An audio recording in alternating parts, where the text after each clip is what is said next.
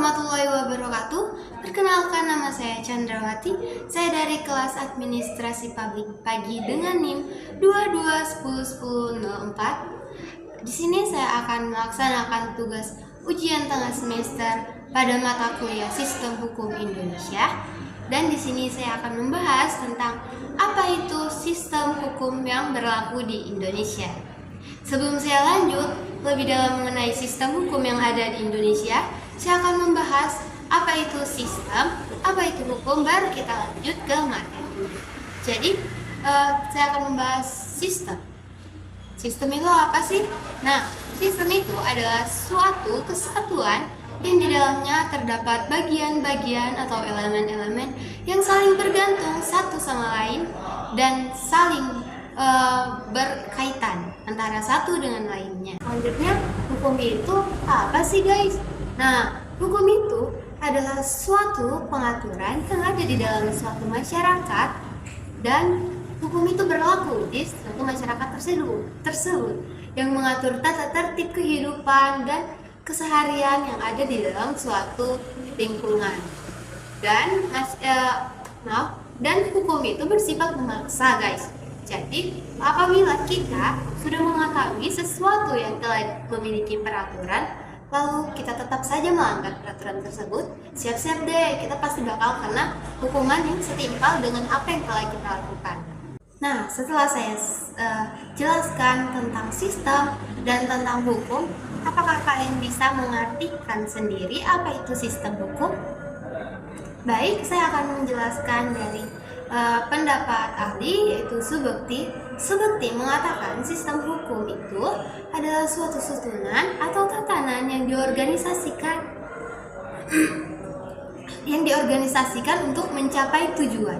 Jadi di sini telah sistem hukum itu adalah sesuatu yang telah kita menjadikan suatu komponen, suatu elemen-elemen atau bagian-bagian yang saling berkaitan dan saling bergantungan, diorganisasikan.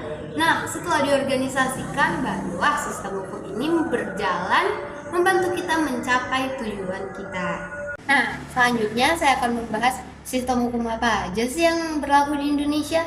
Nah, yang pertama itu sistem hukum yang berlaku di Indonesia adalah sistem hukum Eropa kontinental atau sistem hukum law civil yang biasa kita kenal dengan sivil.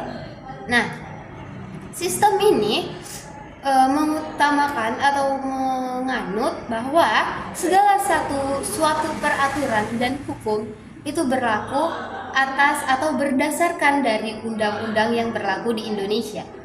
Selanjutnya ada sistem hukum Islam. Sistem hukum Islam ini berlaku di Indonesia tetapi tidak di seluruh tempat atau wilayah yang ada di Indonesia.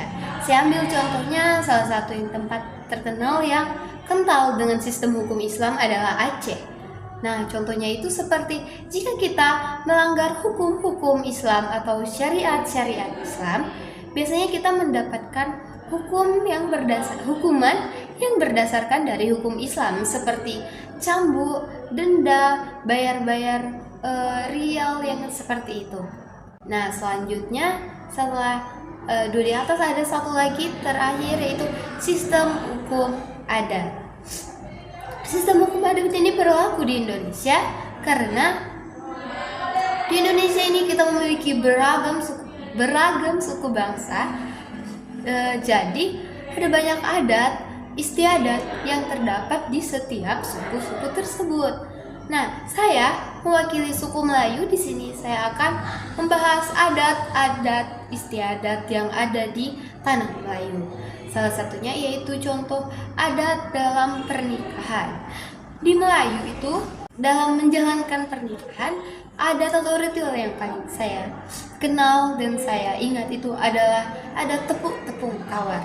Saya akan memberikan cuplikan videonya. Tepuk tepung tawar adalah salah satu bagian prosesi yang sakral dalam upacara adat budaya Melayu. Pada upacara perkawinan Melayu, tepung tawar merupakan salah satu rangkaian yang ada pada upacara tersebut sebagai bentuk rasa syukur dan memohon restu untuk kedua belah pengantin. Selanjutnya saya akan menjelaskan materi tentang hukum pidana. Apa itu hukum pidana? Hukum pidana adalah hukum yang mengatur larangan-larangan, keharusan-keharusan kita sebagai warga negara dalam menjalankan sesuatu. Jadi jika kita melanggar larangan dan tidak melakukan keharusan-keharusan tersebut, kita akan diberikan hukuman, yaitu hukum pidana. Ada dua jenis hukum pidana. Yang pertama adalah hukum pidana material atau yang biasa kita kenal dengan hukum yang tidak bergerak. Mengapa maksudnya tidak bergerak? Karena di dalamnya hanya terdapat peraturan-peraturan, larangan-larangan, dan keharusan-keharusan. Contohnya itu seperti KUHP dan undang-undang. Selanjutnya yang kedua yaitu adalah hukum pidana formil. Hukum pidana formil ini kita kenal dengan hukum yang bergerak atau hukum yang mengatur tata cara pelaksanaan proses-proses hukum yang berjalan seperti tuntutan, dakwaan, tangkapan, dan sebagainya yang dikenal dengan KUH. Nah, saya sudah menjelaskan tentang materi-materi di pembahasan kali ini, yaitu sistem hukum Indonesia. Saya Chandrawati mengucapkan terima kasih, pamit undur diri. Wassalamualaikum warahmatullahi wabarakatuh.